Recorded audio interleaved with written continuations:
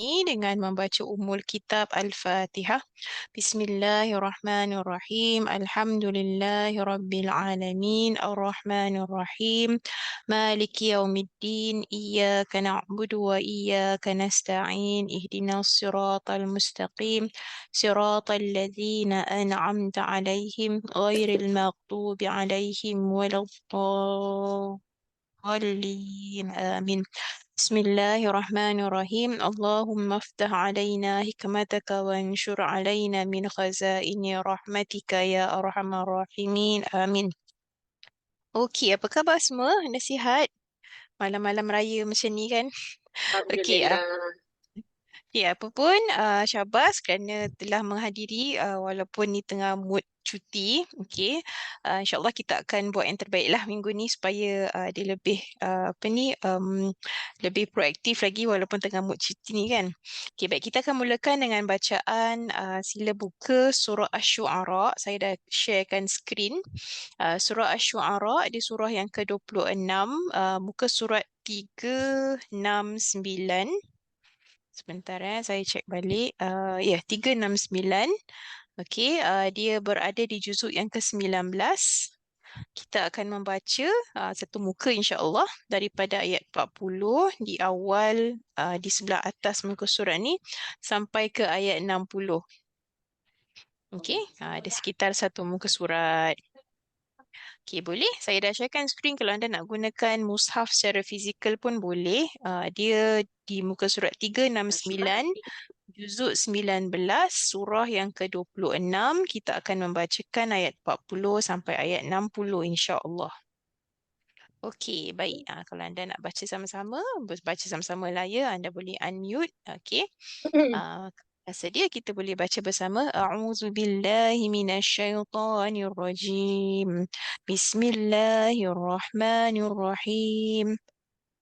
لعلنا نتبع السحرة إن كانوا هم الغالبين فلما جاء السحرة قالوا لفرعون أئن لنا لأجرا إن كنا نحن الغالبين قال نعم وإنكم إذا لمن المقربين قال لهم موسى ألقوا ما أنتم ملقون فألقوا حبالهم وعصيهم وقالوا بعزة فرعون إنا لنحن الغالبون فألقى موسى عصاه فإذا هي تلقف ما يأفكون فألقي السحرة ساجدين قالوا آمنا برب العالمين رب موسى وهارون قال آمنتم له قبل أن آذن لكم قال آمنتم له قبل أن آذن لكم إنه لكبيركم الذي علمكم السحر فلسوف تعلمون لأقطعن أيديكم وأرجلكم من خلاف ولأصلبنكم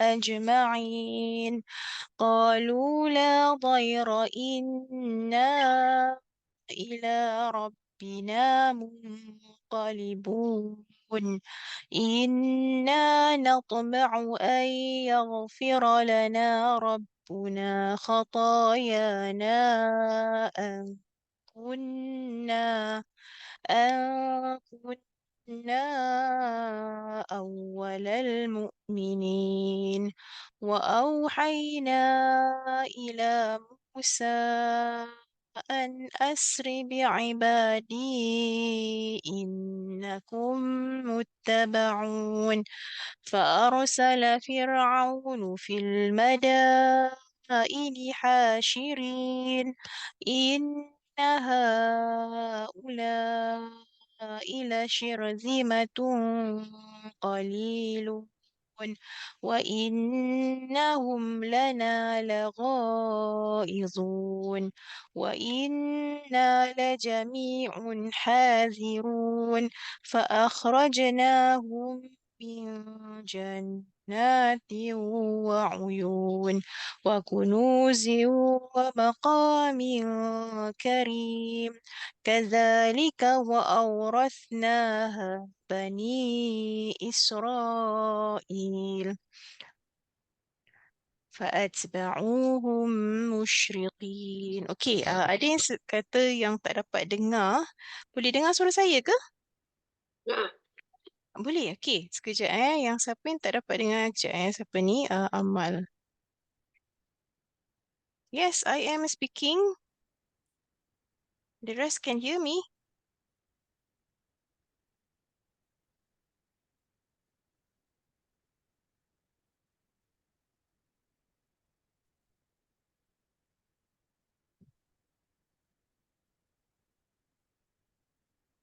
Okey. Siapa tadi? Amal? Boleh dengar? Okay, so kalau senyap tu I assume boleh dengar lah. Okay, baik. Kita lihat pada ayat yang kita baru baca ni. Dia berada pada juzuk 19, surah Asy-Syu'ara. Okay, sila lihat. Boleh kongsikan tafsir anda untuk ayat 40 hingga ke ayat 42. Sebelum tu, cerita yang dalam ayat ni adalah berkenaan dengan Nabi Musa alaihissalam dan agak-agak berapa kali Nabi Musa disebut dalam Quran.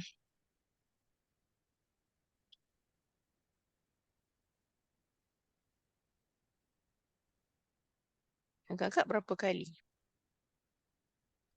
Just teka a number. Any number. banyak kali. Banyak kali. Yang Ah, terbanyak kali. Tak tahu berapa. ah, okay, banyak kali. Okay, baik. Ada yang kata tak tahu berapa. Yang lain agak-agak berapa? Berapa ratus kali?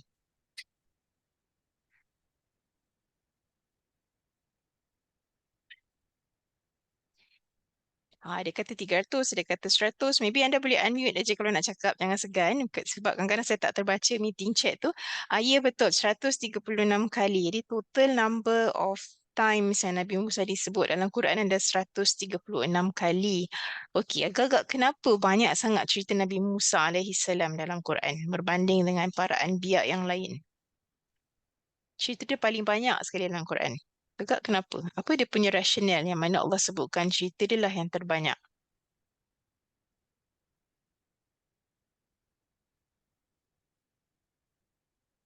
Selain daripada dia ulul azmi. Ya, nanti ada akan sebutkan sebab dia ulul azmi. Betul dia ulul azmi. Tapi kenapa selain daripada ulul azmi, cerita Nabi Musa ni yang terbanyak Allah sebut dalam Quran dan disebut dalam keadaan berulang. Dan kadang-kadang ada setengah cerita tu diceritakan semula tapi daripada angle yang berbeza dari satu tempat ke tempat yang lain. Agak-agak apa rasional cerita Nabi Musa alaihissalam Allah ulang banyak kali dalam Quran. Tapi dalam sukatan kita Qasasul Quran tak ada tentang cerita Nabi Musa sebab panjang sangat. Jadi kita ambil cerita yang agak pendek. Tapi sebelum tu kita baca sedikit cerita Nabi Musa berdasarkan ayat ni dan kita akan kupas lah. So ni sekarang saya tanya, anda cuba fikirkan kenapa agak-agak cerita beliau ni paling banyak dalam Quran selain daripada faktor dia ulul azmi. Banyak diuji Ustazah. Ya, sebab dia banyak diuji dan kaum dia adalah kaum yang paling susah dan ada setengah naratif cerita mengatakan Nabi Musa ni dia baran. Saya tak rasa tu betul sebab kalau kita lihat kerenah kaum dia pun begitu teruk, tapi dia tetap sabar. Cuma ada seskala itulah dia jadi macam terlepas juga marahnya kerana dah terlampau. Dan selain daripada dia banyak diuji, antara sebab kenapa cerita disebut banyak kali kerana kalau kita lihat apa yang Allah cerita dalam Quran tu, benda itulah yang akan sentiasa berlaku sepanjang sejarah manusia. Jadi macam mana sifat kaum dia, Bani Israel di masa Nabi Musa, macam itulah sifat mereka sepanjang zaman selagi mana belum kiamat. Sebab tu cerita mereka, cerita Nabi Musa dan kaumnya banyak diulang dalam Quran selain daripada kerana dia ulul azmi, selain daripada kerana dia banyak ujian, antara faktornya adalah kerana sifat yang disebut tentang kaum itu ataupun tentang manusia sejenis begitu akan sentiasa kita jumpa sepanjang sejarah kemanusiaan sampailah akhir zaman. Okey, baik kita lihat tiga ayat yang pertama daripada yang kita telah baca tadi, ayat 40 sampai 42. Okey, silakan sesiapa nak kongsikan tafsir anda. Okey, saya mulakan. Okey, baik silakan Puan Agar Hamidah. kita, ayat 40 dulu, agar kita mengikuti para pesihir itu jika mereka yang menang. Maka ketika para pesihir datang, mereka berkata kepada Firaun, apakah kami benar-benar akan mendapat imbalan yang besar jika kami yang menang? Dia, itu Firaun menjawab, ya, dan bahkan kamu pasti akan mendapat kedudukan yang dekat kepadaku. Okey, baik. Terima kasih. Jadi kat sini kita boleh belajar beberapa perkataan. Contoh macam perkataan as-saharah. As-saharah tu adalah jamak bagi sahir. Sahir tu adalah seorang ahli sihir. Kalau ramai tu saharah. Okey, kemudian ghalibin bermaksud orang-orang yang dapat mengalahkan ataupun dalam erti kata bahasa mudanya orang yang menanglah ghalib, orang yang dapat mengalahkan ataupun dialah orang yang menang. Dan selain daripada itu kita boleh lihat ada perkataan al-muqarrabin bermaksud orang-orang yang dekat. Daripada perkataan qarib, muqarrabin tu maknanya orang-orang yang didekatkan, yang didekatkan martabatnya. Okey, baik. Kat sini dia punya latar cerita adalah berkenaan dengan Firaun memanggil ahli sihir untuk mengalahkan Musa alaihi salam. Okey, kemudian kalau kita lihat di surah yang lain, surah Yusuf, ada cerita tentang Nabi Yusuf dan kita tahu bahawa Nabi Yusuf dan Nabi Musa, kedua-duanya dia punya plot cerita ada terkait dengan bumi Mesir. Tetapi kenapa dalam plot cerita ataupun dalam surah Yusuf, dalam cerita Nabi Yusuf, raja di situ digelarkan dengan perkataan Malik, tetapi dalam plot cerita Nabi Musa, raja di sini digelarkan dengan perkataan Fir'aun. Sedangkan kedua-dua para nabi tadi berada di Mesir. Kenapa ada perbezaan gelaran raja di situ? Nabi Musa rajanya digelar Fir'aun, tetapi Nabi Yusuf, kalau anda lihat surah Yusuf, raja pada ketika itu digelar sebagai Malik. Malik tu bererti raja lah. Kenapa ada perbezaan gelaran?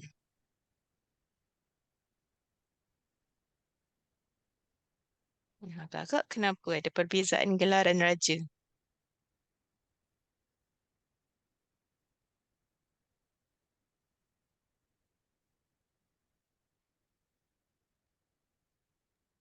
Saya cuba Ustazah.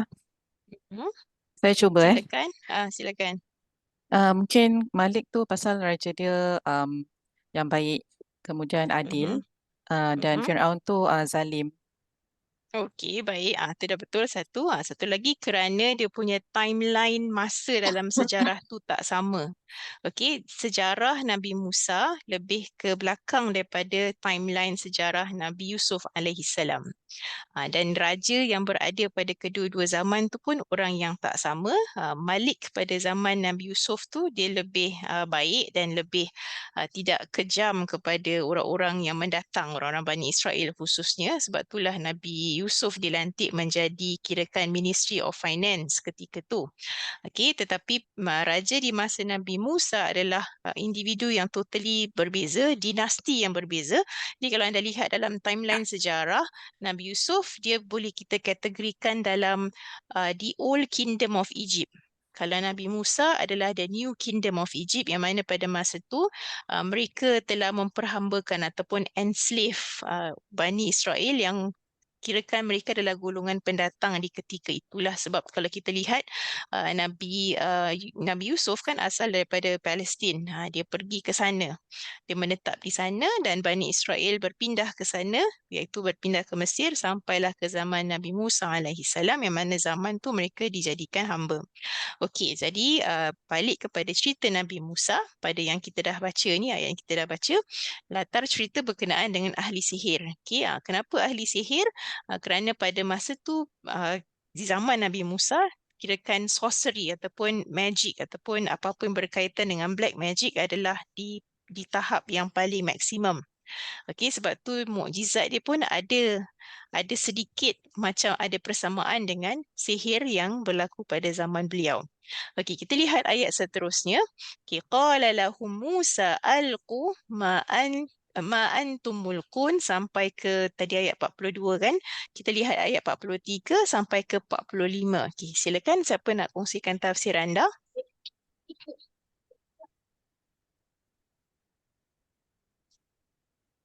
Saya Ustazah, Okey, silakan puan.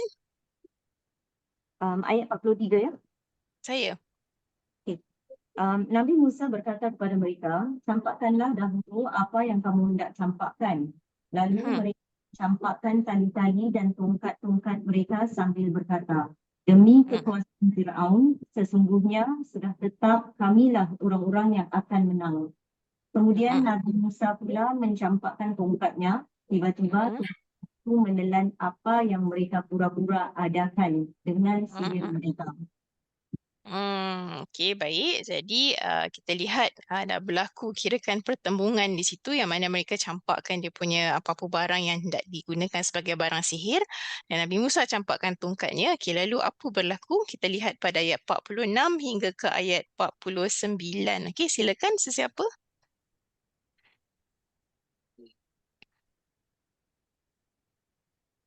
Saya baca, Ustazah. Silakan. Maka sesungguhnya para ahli sihir itu dalam keadaan bersujud. Mereka berkata, kami beriman kepada Tuhan seluruh alam, iaitu Tuhannya Musa dan Harun. 49 Okey, baik. 49 betul. Dia, Firaun berkata, mengapa kamu beriman kepada Musa sebelum aku memberi izin kepadamu? Sesungguhnya dia pemimpinmu yang mengajar sihir kepadamu. Nanti kamu pasti akan tahu akibat perbuatanmu. Pasti akan kupotong tangan dan kakimu bersilang dan sesungguhnya akan kusalib kamu semuanya.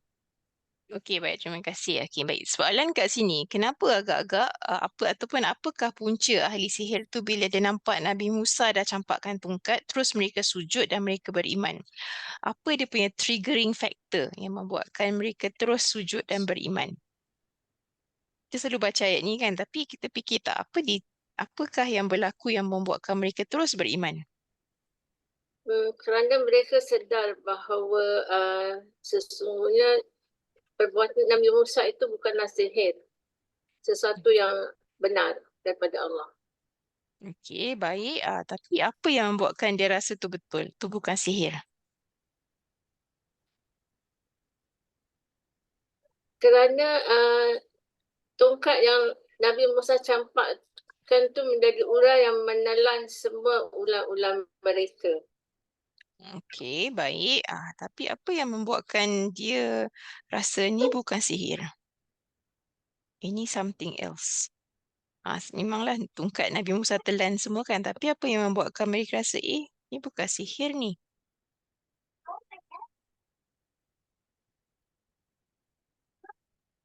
Okey, kalau kita lihat para anbiya ada setengahnya Allah bekalkan. Okey, dia ada dua istilah di sini kalau anda lihat kisah dalam Quran ada setengah nabi pangkatnya nabi sahaja. Tapi ada setengah nabi ataupun anbiya mereka pun ada pangkat rasul. So apa beza antara nabi dengan rasul? Dan kita pun dia dengar tentang sesuatu istilah yang dinamakan dengan mukjizat. So apakah itu mukjizat? Okey, First kita lihat. First yang apa tu perbezaan antara Nabi dan Rasul. Nabi diberi perintah tapi untuk dirinya dan kaum keluarganya. Kalau Rasul untuk semua umatnya. Okey, baik. Dan yang Aha. lagi satu tu apa tu soalannya? Lupa. Apa tu mukjizat? Oh, mukjizat itu adalah kurniaan Allah kepada para rasul. Okey, Seperti okey. kalau Nabi Muhammad SAW mukjizat yang agung Salam. adalah Al-Quran. Okey, baik. Terima kasih Puan Hamidah. Okey, so kalau kita lihat dalam istilah penamaan istilah tu ada istilah Nabi dan ada istilah Rasul. So apa beza? So bezanya adalah kalau Nabi dia diberikan wahyu tetapi tidak disuruh untuk menyampaikan. Okey. Kalau Rasul dia diberikan wahyu dan ada perintah untuk dia menyampaikan. Okay, so tak semua Nabi itu Rasul, tetapi kalau seseorang tu dah dilantik menjadi Rasul, maknanya confirm dia jugalah seorang Nabi. Sebab pangkat Nabi itu dia kena dikirakan bawah daripada pangkat Rasul. Dia dapat itu wahyu dahulu, barulah dia dilantik selaku orang yang menyampaikan, iaitu dia dilantik sebagai Rasul. Itu dari segi perbezaan istilah. Okay, lepas tu tentang mukjizat, kita nampak banyak cerita tentang mukjizat, antaranya yang kita baru baca. So mukjizat daripada perkataan a'jaza. Okey, ajizun bermaksud sesuatu yang melemahkan. Jadi mukjizat maknanya sesuatu yang melemahkan ataupun yang menjatuhkan lawannya. Okey, jadi kalau anda lihat, apakah yang membuatkan ahli sihir ni tunduk sujud adalah kerana dalam apa-apa saja jenis ilmu, dia ada dia punya maksimum. Dia ada dia punya cap dia. Dia tak boleh lebih daripada tu. Kalau lebih daripada tu, dia dah kira divine intervention. Contoh seperti ilmu perubatan. Ilmu perubatan pun doktor ada maksimum yang dia boleh mampu lakukan. Tapi kalau seandainya keluar daripada kemampuan doktor dan something happen, dia boleh berlaku secara miracle, maknanya itu bukan daripada doktor tapi normally divine intervention. Okey, sama juga dalam apa-apa bidang ilmu, contoh engineering. Okey, bidang engineering ada maksimum dia manusia boleh bina. Tapi kalau boleh melangkau lebih daripada tu bukan dari manusia lagi. So sama juga dengan bidang sihir, sihir pun ada maksimum yang seorang ahli sihir tu boleh pergi. Mereka boleh silapkan mata, mereka boleh buat illusion dan sebagainya, tetapi mereka tak boleh nak membuatkan sesuatu tu berubah jadi sesuatu yang lain, kemudian telan semua yang ada dan berubah balik jadi bentuk asal. Tu sihir tak boleh buat. Jadi bila mereka lihat yang Nabi Musa tu buat something yang bukan dalam bidang sihir lagi, dia tahu ni bukan sihir, ini something else. Sebab tu mereka beriman. Kerana ilmu sihir mereka tu ada dia punya maksimum. Dan Nabi Musa dah melangkaui maksimum tu, so mereka tahu ni bukan sihir. Ini dah kira divine intervention. Okay, sebab tu mereka beriman dan mereka sujud lah. Kataan kat sini disebut sebagai sajidin, bersujud. Okey, kemudian kita lihat pada perkataan yang bawah ni, Firaun, kirakan Firaun ni dia ugut. Okey, kalau kamu sujud, kenapa kamu beriman sebelum aku izinkan? Okey, kalau kamu sujud dan beriman, aku akan potong tangan-tangan kamu dan kaki-kaki kamu dan akan aku salibkan kesemuanya. Okey, kalau kita lihat perkataan salib ni juga ada pada kisah Nabi Isa alaihi salam. Okey, baik. So kat sini, kenapa agaknya istilah salib ni digunakan?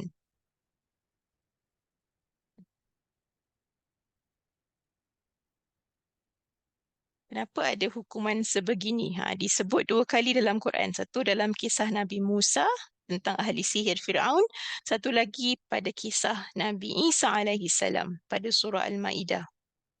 So kenapa disebut tentang hukuman ni dalam kisah kedua-dua Nabi ni?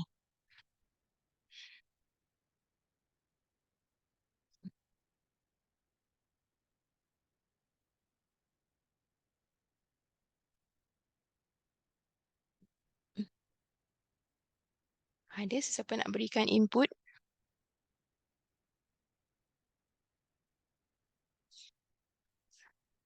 Kenapa agaknya wujud hukuman sebegini disalibkan ataupun dalam bahasa Inggerisnya crucified? Okay. Kenapa ada such punishment?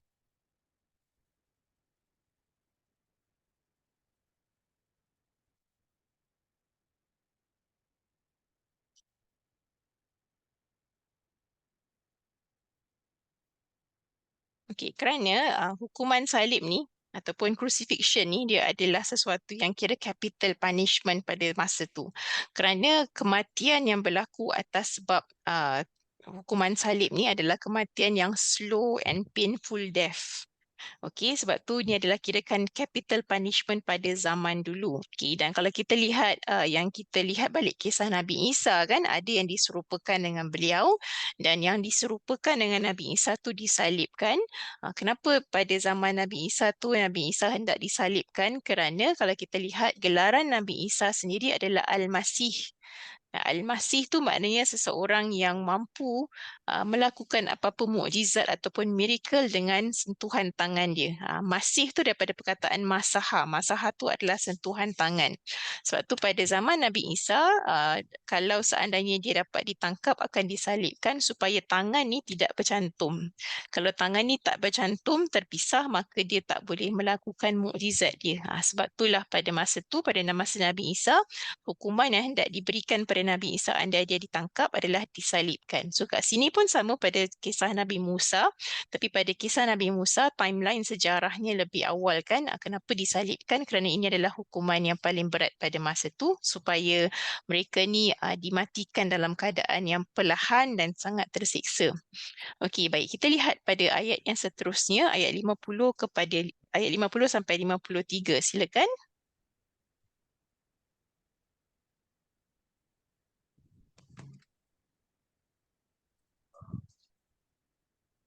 Saya baca Ustazah.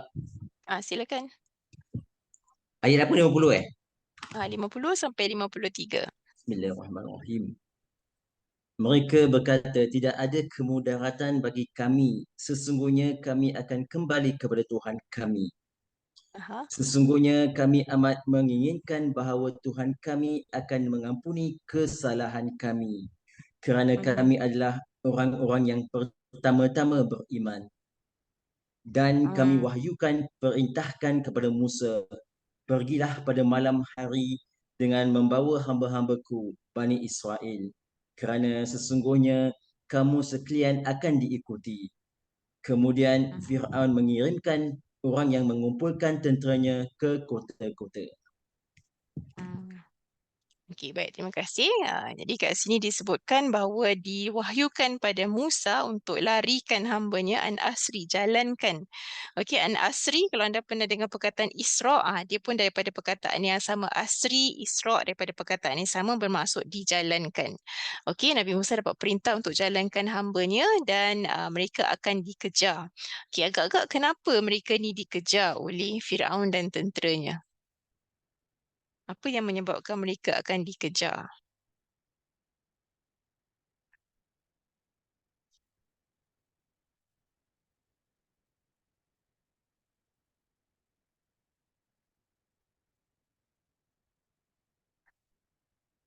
Satu, kerana mereka ni adalah hamba-hamba yang dipunyai oleh orang-orang Mesir ketika tu. Okay, orang Kipti ketika tu menjadikan Bani Israel ni hamba. Jadi bila hamba tu lari, dia akan kejarlah sebab hamba tu kira pada mereka adalah property mereka. Itu satu. Satu lagi, kalau anda lihat kisah seterusnya, bila mereka melarikan diri dan dia sampai ke seberang sana, mereka buat patung anak lembu daripada emas kan. So emas tu dapat dari mana? Dapat daripada tuan-tuan mereka yang berasal di Mesir. Jadi selain daripada mereka dikejar kerana mereka ni hamba, faktor kedua adalah kerana mereka membawa emas daripada tuan-tuan yang mereka kerja di rumah orang-orang ni. Dia bawa lari emas tu, sebab itulah dikejar. So atas dua faktor tadi. Okey, jadi kita lihat pada bahagian yang penghujung untuk muka surat ni, ayat 54 sampai 60. Silakan.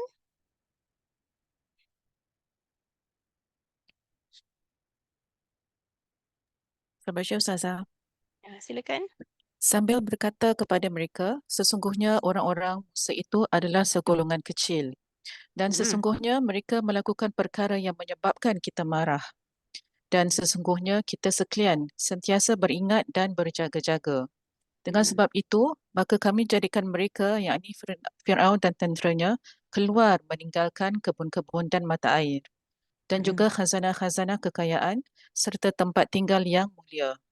Demikianlah keadaannya. dan kami jadikan semua peninggalan Firaun dan tenteranya milik Bani Israel sebagai pusaka. Maka Firaun dan tenteranya pun mengejar mereka ketika matahari terbit. Okey, baik. Terima kasih. So, kalau kita tengok bahagian yang belakang ni, antara sebab kenapa dikejar, kerana mereka membawa apa-apa yang pernah dimiliki oleh orang-orang Kipti dan kerana itulah dia dikejar dan keluar daripada tempatnya.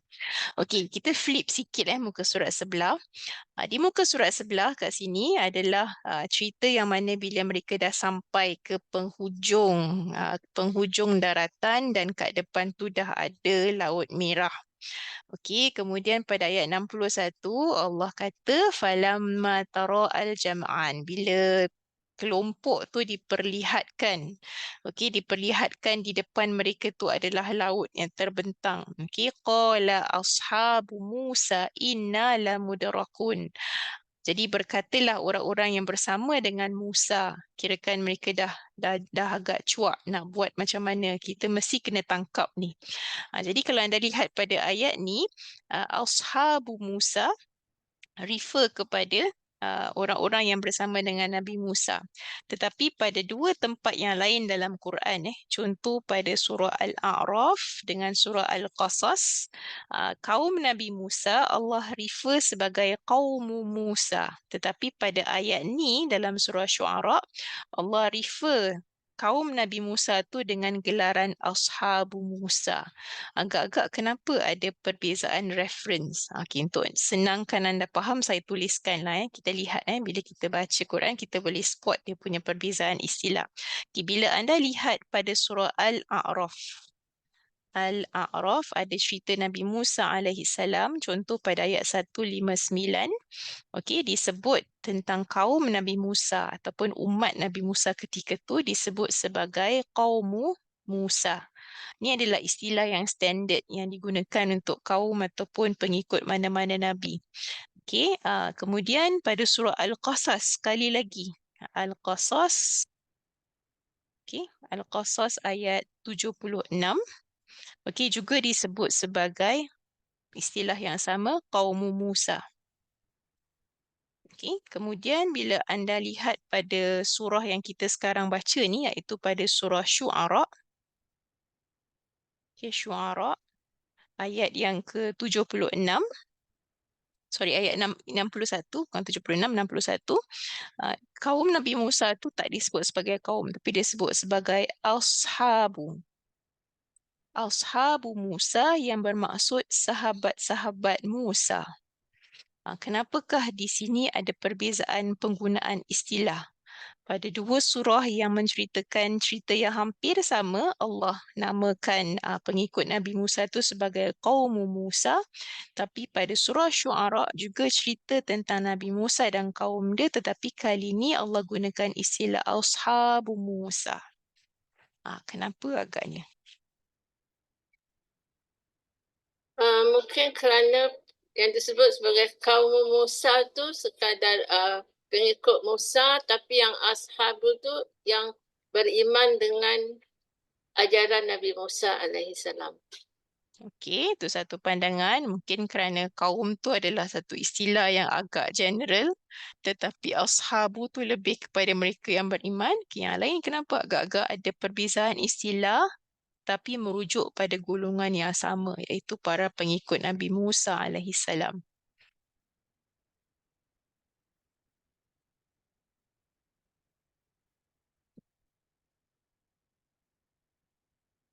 Cerita sama, orang sama, tapi kenapa pada surah Syu'ara disebut dengan istilah yang berbeza, sedangkan menceritakan orang yang sama?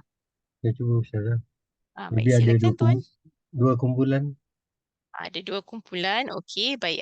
Okey, hampir-hampirlah tu. Okay, sebabnya adalah kerana pada surah Asy-Syu'ara anda tengok dia punya latar cerita lah. Kita tengok latar cerita dia. Saya balik kepada skrin yang tadi. Latar cerita ni dia menceritakan tentang keadaan mereka yang pada masa tu sangat-sangat desperate. Di depan ni ada laut, di belakang ada tentera yang kejar. Jadi mereka kata, inna lamudrakun, habislah, kita mesti kena tangkap, dah tak boleh, dah tak ada jalan dah. Tetapi mereka digelar Ashab Musa ketika tu kerana masa tu mereka letakkan pergantungan ni tinggi pada Allah dan mereka rasa sangat-sangat dekat dengan Allah dan sangat-sangat yakin dengan kenabian Nabi Musa alaihissalam. Mereka yakin kalau dah dibawa ke sini, walaupun nampak macam dah tak ada jalan dah, tetapi mesti ada something yang Tuhan nak lorongkan.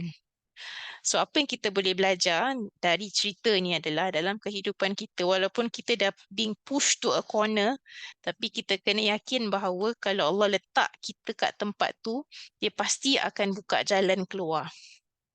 Cuma kita ni sabar dengan tak sabar je dengan jalan keluar yang akan dibuka.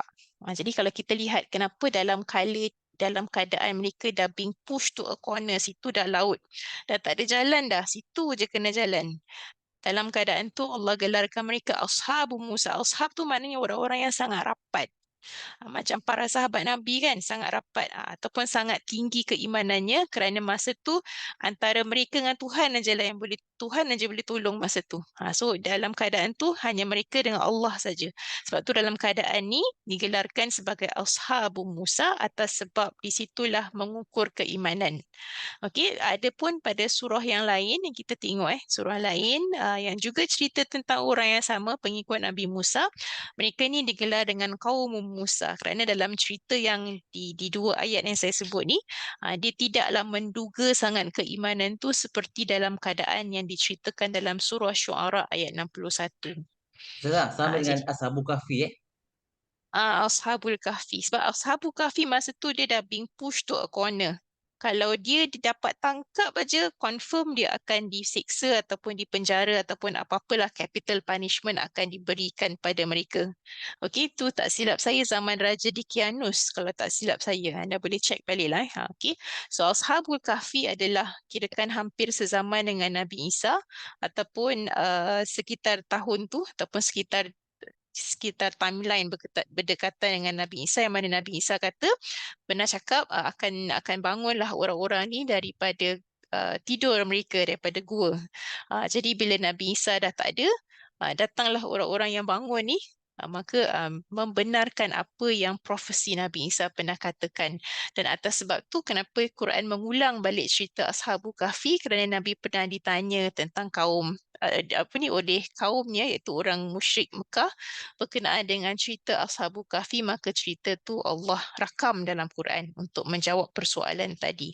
Okey, jadi perkataan ashab tu kalau disebut dalam Quran bermaksud orang-orang ni sangat kuatlah dia punya pergantungan ataupun hubungan mereka dengan Allah. Okey, boleh? Jadi bila kita baca Quran tu, bila anda nampak istilah yang berbeza ataupun keadaan perkataan yang berbeza, cuba tengok apa agak-agak yang menyebabkan ada perbezaan walaupun bendanya menceritakan benda yang sama. Okey, boleh? Baik, ada apa-apa anda nak tanya ataupun nak kongsi tentang kisah Nabi Musa?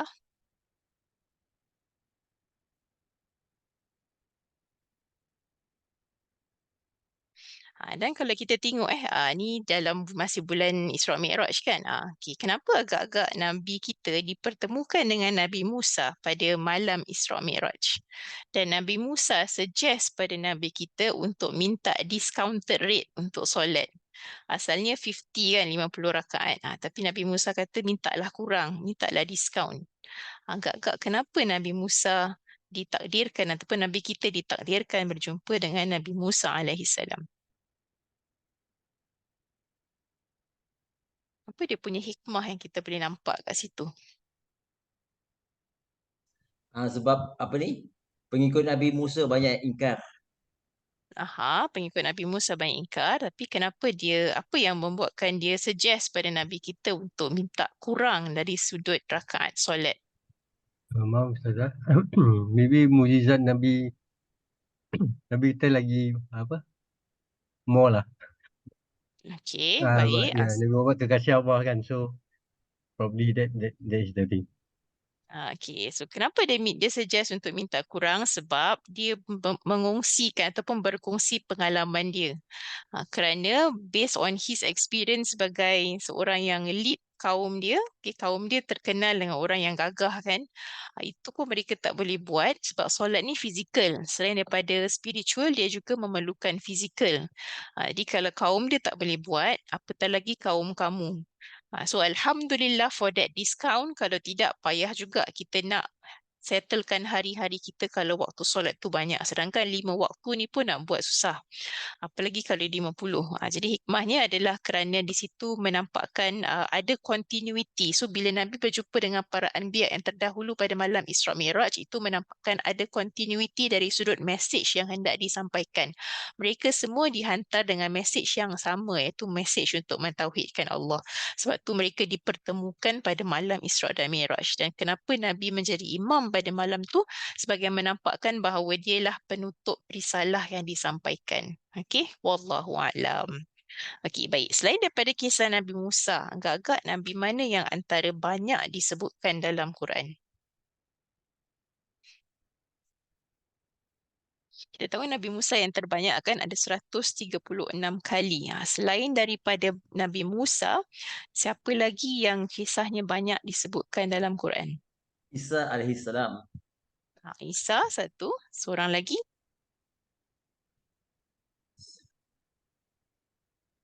Nabi Seorang Ibrahim.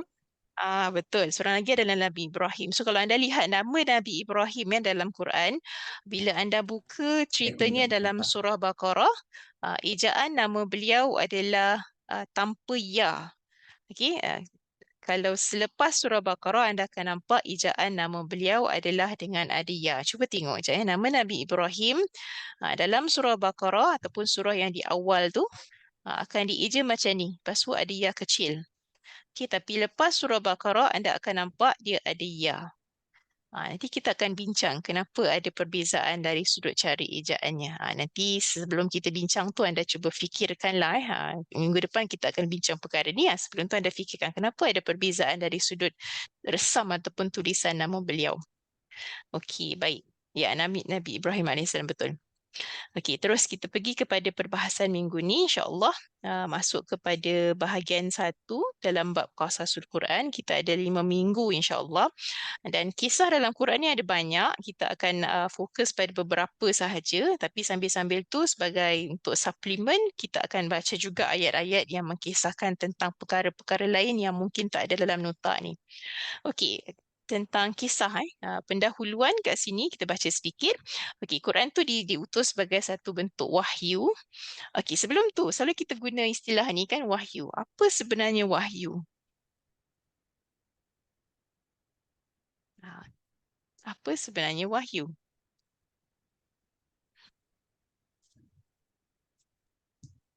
Kalamullah. Saya?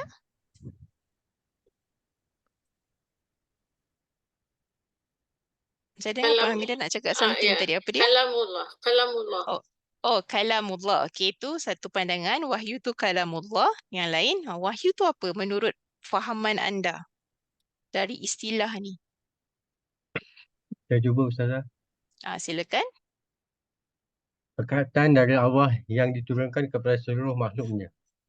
Okey, kirakan satu message dari Allah yang turunkan pada makhluknya. Okey, yang lain?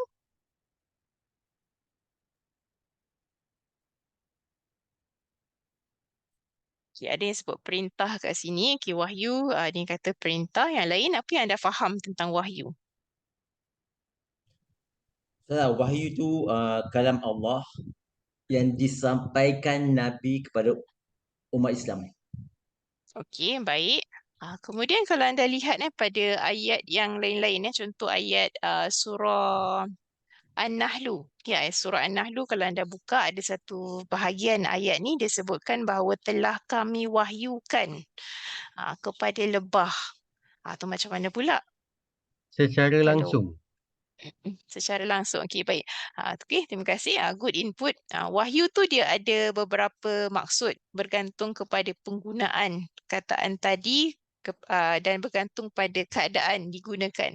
Okey, wahyu secara dasarnya something yang diberikan ataupun message yang diberikan kepada seseorang nabi lah biasanya ataupun seseorang rasul.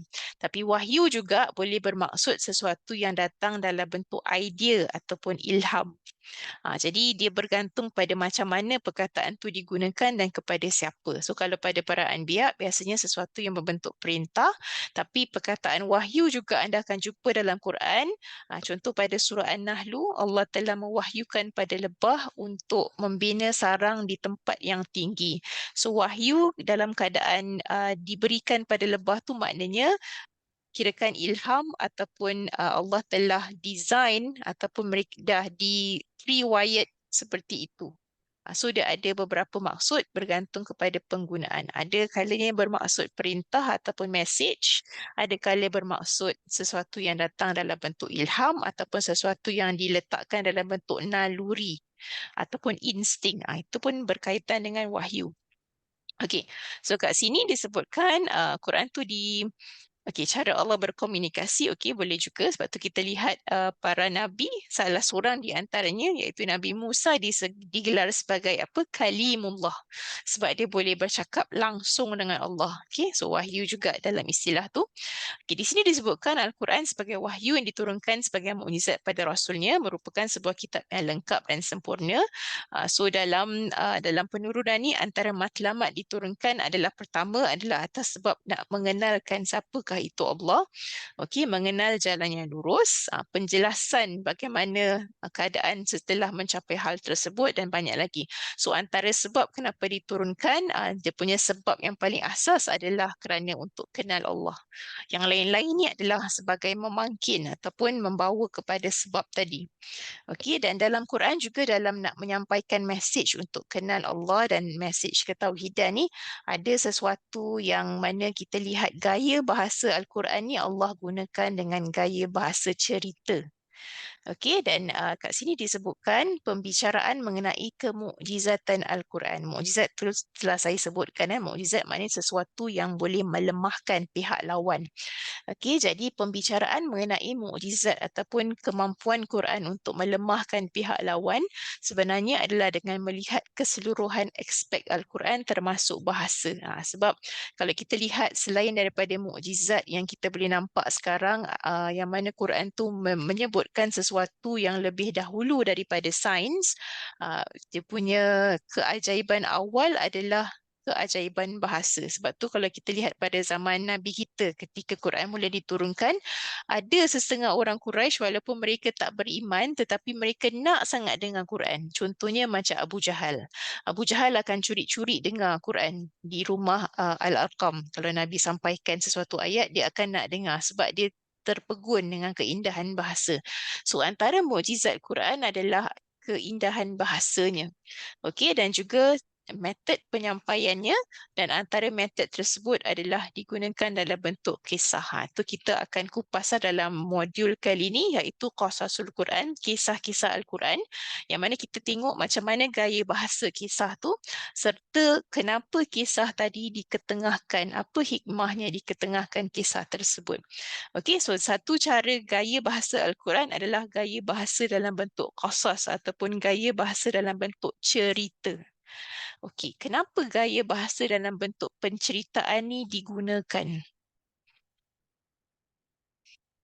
Menurut pandangan anda, kenapa Allah ceritakan kita ataupun Allah nak sampaikan message pada kita dengan cara bercerita? Apa dia punya hikmah di sebalik bercerita dalam kirakan menyampaikan sesuatu? Saya cuba Ustazah. Okey, silakan.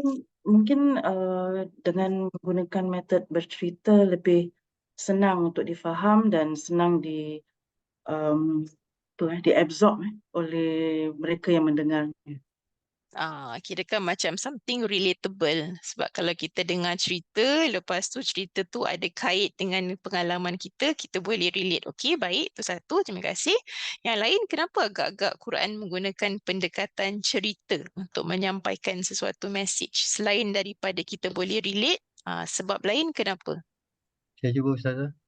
Silakan Tuan Abdul Rahman. Berinteraksi dengannya dan mengikut jejak.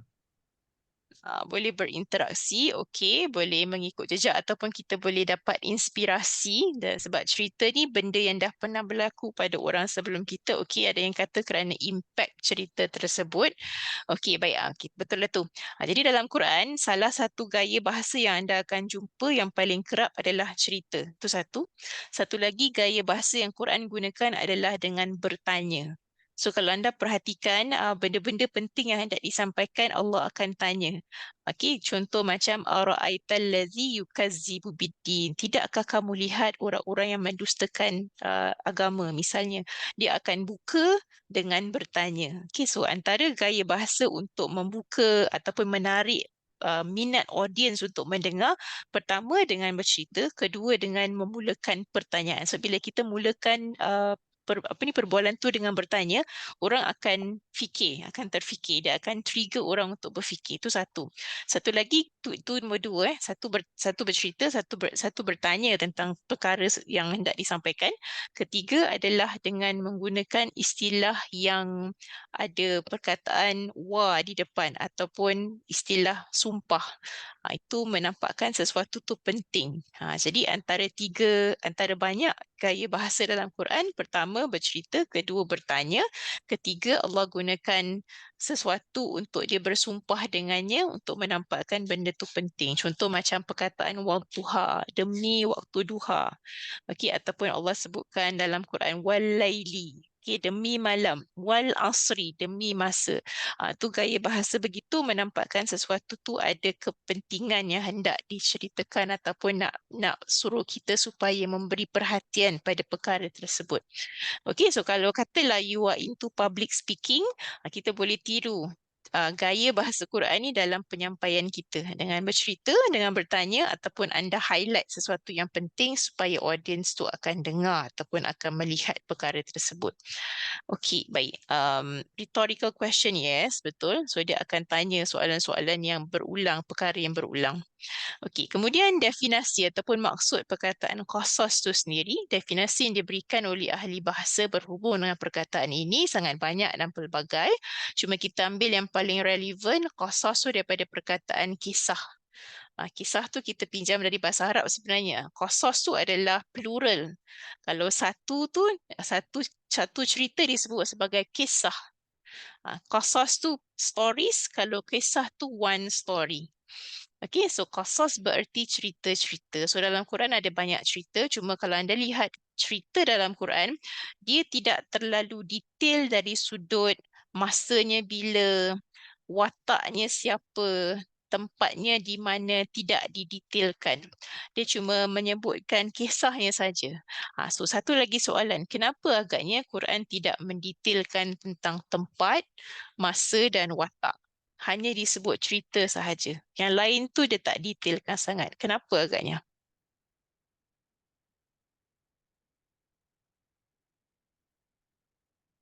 Ada sesiapa yang boleh berikan input?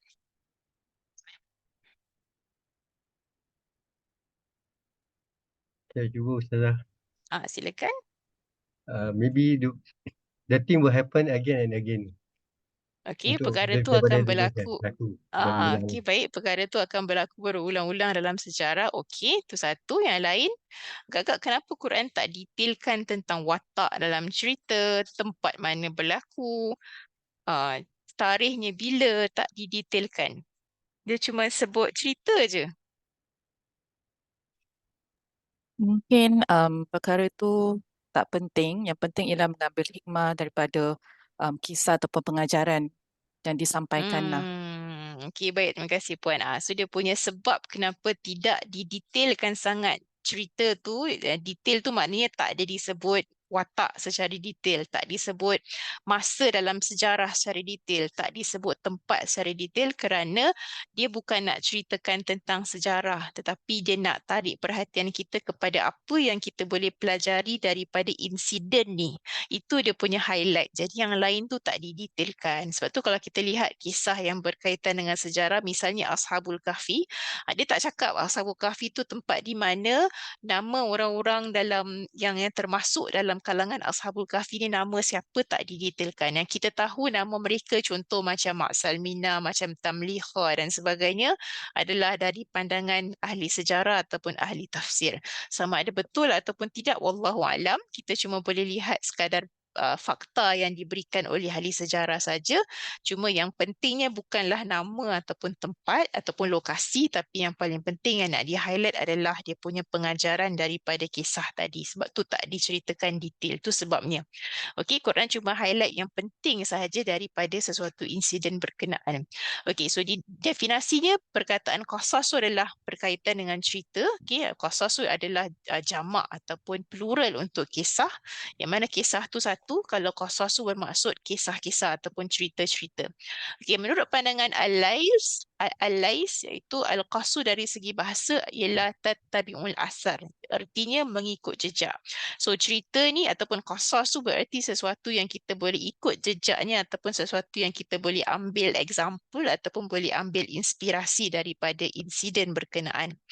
Okey, kemudian dia bagi contoh kat sini, kharaja fulan qasasan fi asari fulan, bermaksud si fulan tu maknanya seseorang tu mengikut jejak seseorang yang lain, iaitu mengikuti jejak sahabatnya. So perkataan qasas tu maknanya kita menelusuri ataupun mengikut jejak langkah sesuatu yang telah mendahului kita.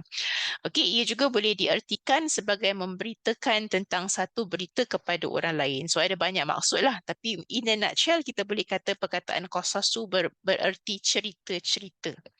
Okey, itu saja. Okey, kemudian sikit sebelum kita berhenti. Qala dzalika ma kunna nabghi fartadda ala atharihi ma qasasa. Ini pada surah Kahfi ayat 64, yang mana ayat ini bermaksud Nabi Musa berkata itulah yang kita kehendaki, mereka pun balik semula ke situ dengan menuruti jejak mereka. Ini dari surah Kahfi. So agak-agak ayat ni dia menceritakan Nabi Musa mengikut jejak kan, dia ikut jejak siapa?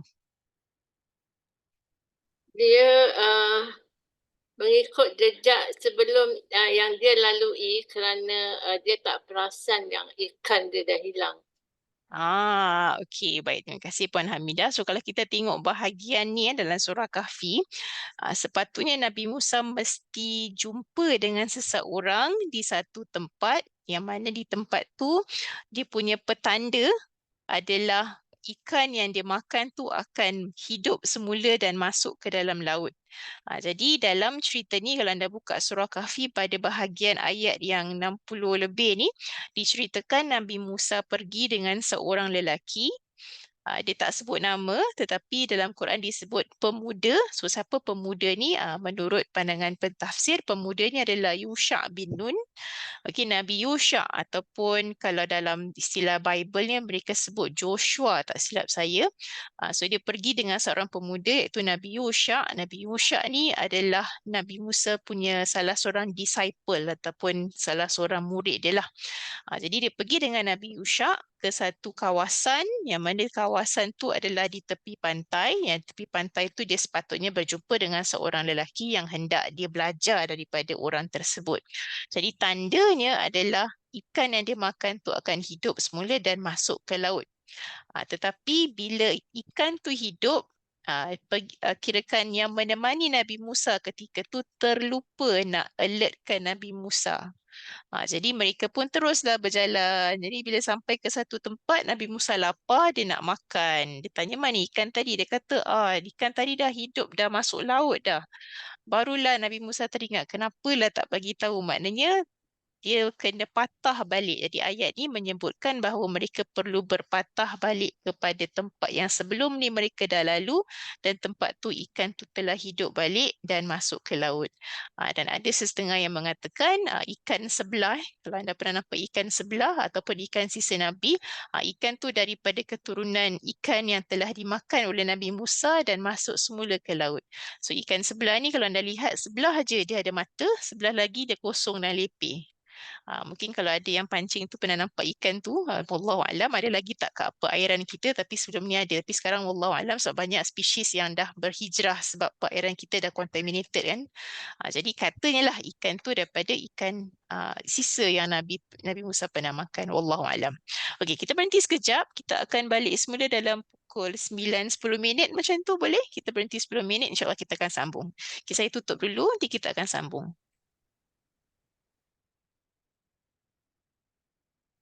Okay, bismillah, kita akan sambung semula. Okay, tadi kita dah bincangkan tentang maksud kisah. Kisah tu bermaksud cerita ataupun penceritaan. Jadi kat sini selain daripada maksud cerita, ia juga boleh bermaksud sesuatu yang kita ikut jejaknya.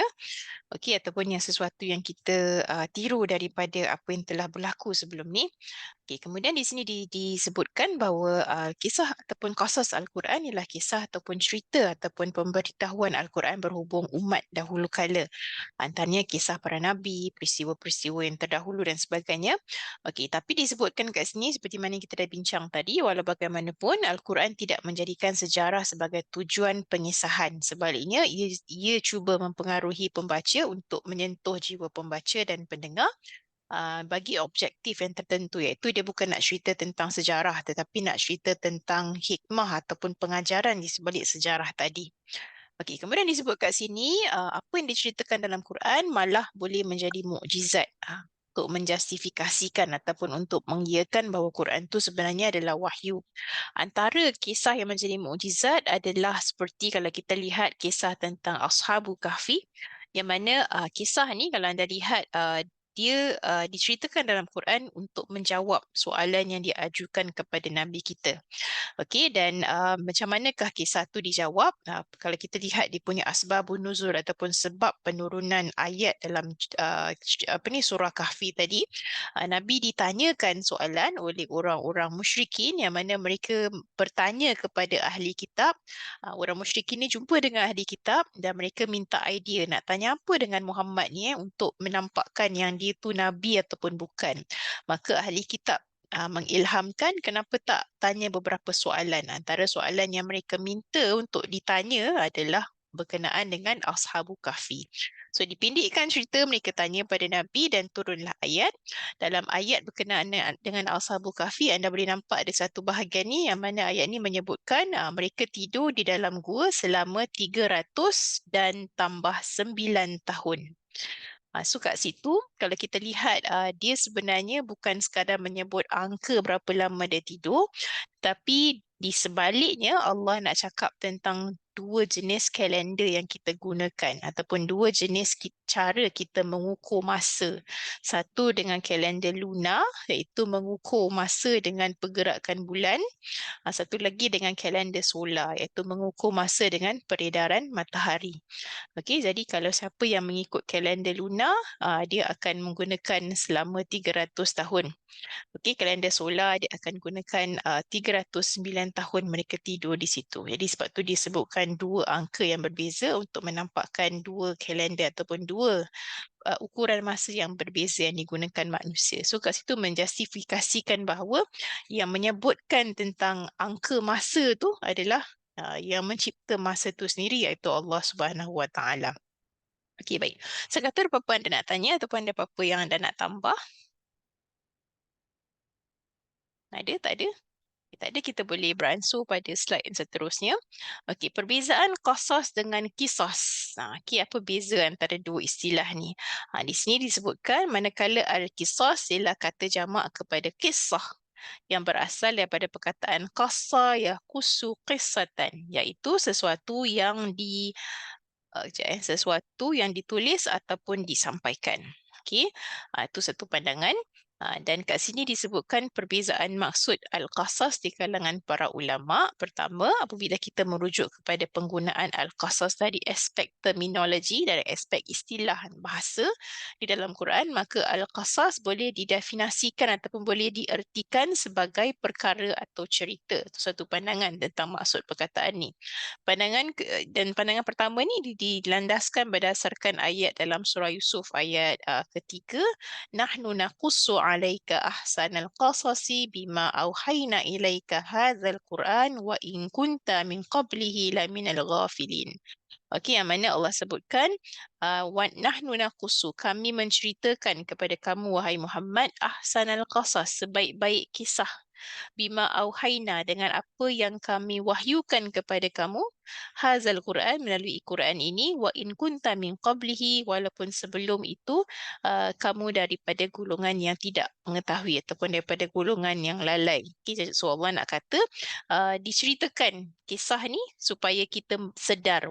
Okay, kalau seandainya sebelum ni kita lalai, kisah ni diceritakan supaya kita sedar dan dapat pengajaran daripadanya. Okey, itu satu maksud tentang perkataan qasas.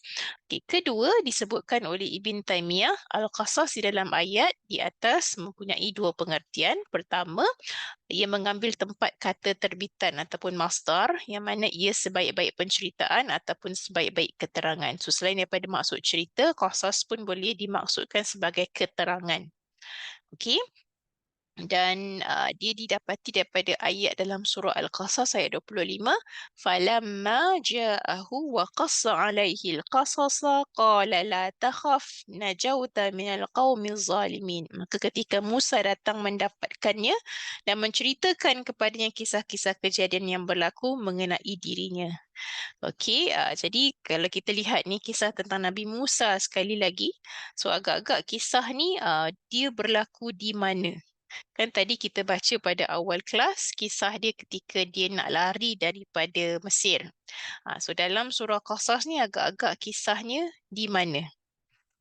Itu ketika Musa datang mendapatkannya dan menceritakan kepadanya kisah-kisah kejadian yang berlaku. Dia ceritakan pada siapa kejadian yang berlaku ni?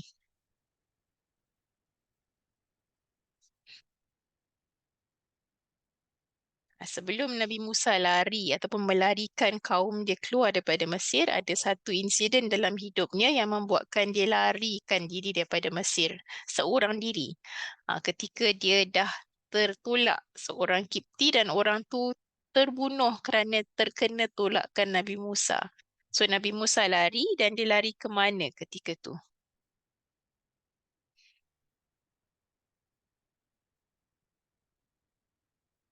Dia lari ke perkampungan Nabi Shu'aib.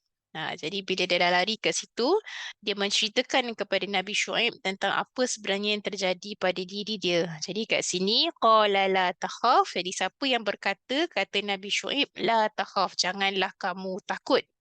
Najauta, kamu telah selamat daripada kaum yang zalim iaitu Fir'aun. Jadi kisah ni adalah kisah Nabi Musa ketika dia melarikan diri ke Madian di perkampungan Nabi Shu'aib. Dia minta perlindungan di situ dan dia ceritakan apa yang telah berlaku pada dia sebelum ni. Maka Nabi Shu'aib pun menjawab dengan kata-kata ni lah, dan kata-kata ni dirakamkan dalam surah Al-Qasas ayat 25.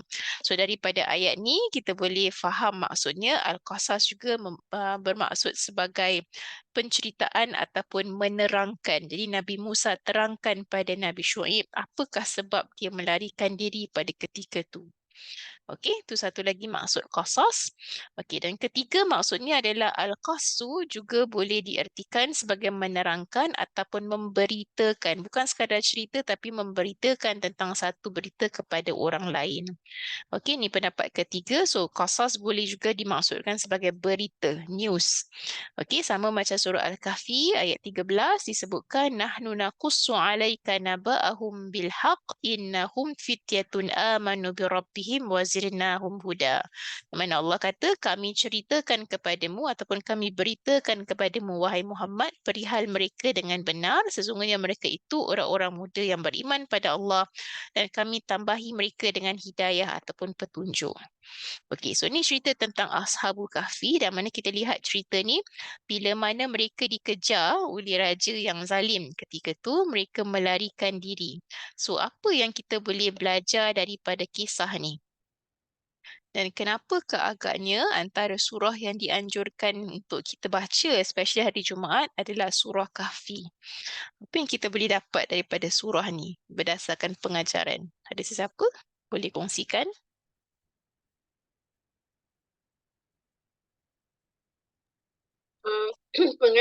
Pengajarannya jika sekiranya kita dalam negeri itu ditindas, so kalau ada peluang dan kita hijrah. Okey. Kalau tempat tu dah tak sesuai lagi, especially berkaitan dengan akidah, kita hijrah. Yang lain?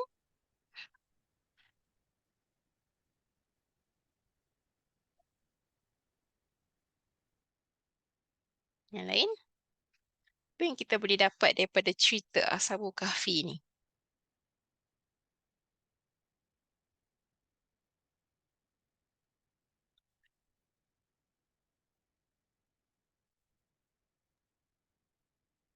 Okey, selain daripada kalau Pergantungan kita harap dah pada Allah. okey, betul. Itu yang paling ni lah, paling tinggi sekali, iaitu bergantung harap pada Allah, tu satu. Dan apa yang kita boleh dapat daripada surah Kahfi ni, especially kenapa kita disuruh baca, especially tiap-tiap minggu, adalah kerana dalam surah ni dia sebutkan tentang antara fitnah ataupun ujian yang kita akan tempuh pada akhir zaman, antaranya adalah fitnah dari sudut akidah ataupun ujian dari sudut keimanan. Okey, so dari kisah Ashabul Kahfi ni, bila mereka teruji dari segi keimanan dan dia berhadapan dengan satu kuasa yang lebih kuat. Okey, mereka tak lawan, sebab kalau lawan memang confirm kalah. Apa yang mereka buat, dia bawa diri. Dia lari ataupun dia pindah. Dia sembunyi daripada raja tersebut.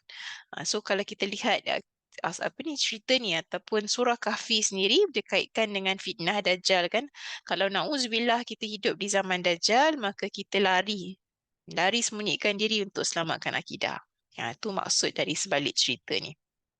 Okey, terus kepada slide yang seterusnya. Jika diteliti dari sumber ataupun dari aspek sumber cerita, Al-Quran kadang-kala menyandarkan qasas kepada Allah. Ia sebagai pernyataan bahawa Allah adalah sumber yang memberitakan kepada Rasulnya mengenai qasas ataupun mengenai kisah-kisah yang ada dalam Quran. So kat sini disebutkan dalam surah An-Nisa, wa rusulan qad qasasnahum 'alaika min qablu wa rusulan lam naqsushum 'alaik wa kallamallahu Musa taklima. So Allah kata, dan kami telah mengutuskan beberapa orang rasul yang telah kami ceritakan kepadamu, wahai Muhammad, cerita mereka sebelum kamu, dan rasul-rasul yang tidak kami ceritakan hal mereka kepadamu, dan Allah telah berkata ataupun telah bercakap langsung kepada Musa. Okey, so kat sini dalam ayat ni kita boleh nampak bahawa kisah juga ataupun qasas juga adalah sesuatu yang boleh kita kaitkan dengan maklumat yang Allah datangkan ataupun maklumat yang bersumber daripada Allah sendiri. Okey, baik. Setakat tu ada soalan?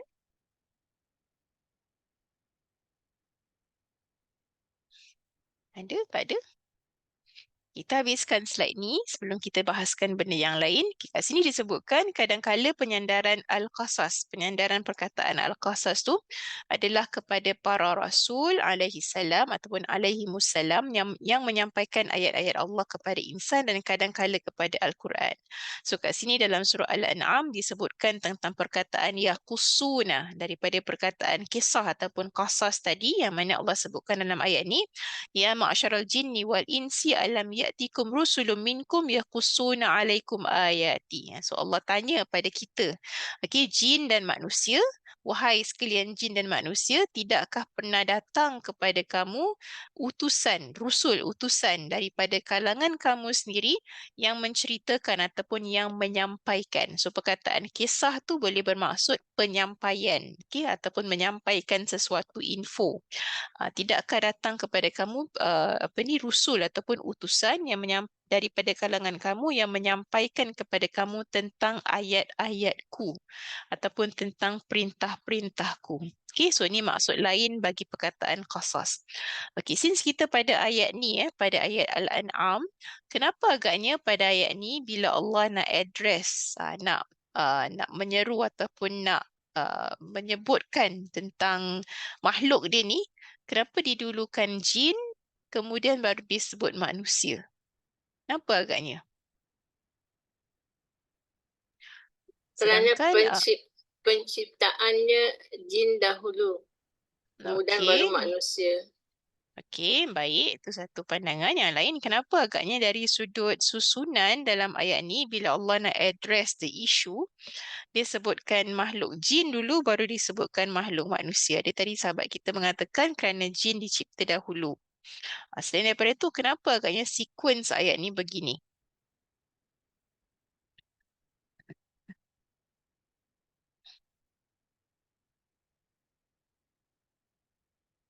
Selain daripada penciptaan yang lebih dahulu, satu lagi kerana bilangan. So normally kalau anda nampak dalam Quran, bila disebutkan sesuatu tu secara sequence macam ni, yang disebutkan awal biasanya datang dulu, ataupun yang disebutkan awal biasanya lebih banyak daripada yang disebutkan pada turutan ataupun urutan yang datang selepasnya.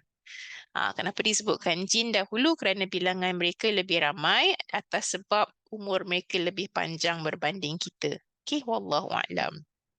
Okey, baik. Terus kita pergi kepada perbahasan yang sambungan ni disebutkan inna hadzal Qur'an yaqussu ala bani Israil aktsaral ladzina hum fihi yakhtalifun pada surah An-Naml. Sesungguhnya Quran ni menceritakan kepada Bani Israel perkara yang sebenar-benarnya mengenai kebanyakan hal-hal agama yang mereka berselisih padanya. So kat sini Allah sebutkan kenapa antara sebab kenapa banyak kisah Bani Israel dan Nabi Musa kerana Allah nak betulkan balik naratif cerita yang mereka ceritakan tentang para nabi sebelum ni. Sebab kalau anda lihat pada kitab-kitab yang digunakan oleh mereka, contoh macam Old Testament, New Testament, banyak cerita para nabi yang telah mereka tukar. Jadi kenapa Quran menceritakan cerita para anbiya selain daripada memberi pengajaran bagi kita, satu lagi sebab adalah untuk membetulkan naratif cerita yang telah mereka ubah tentang para nabi yang terdahulu. Okey, dan kalau kita lihat dalam Quran, Quran jarang sebut nama perempuan.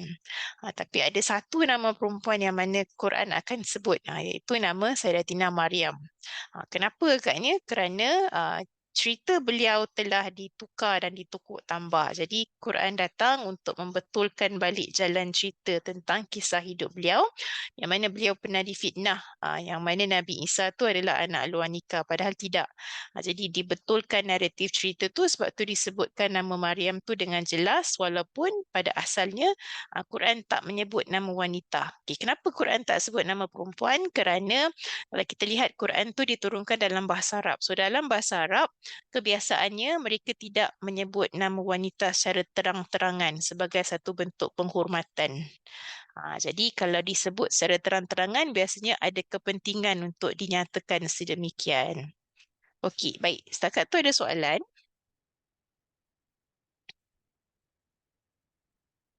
Ada?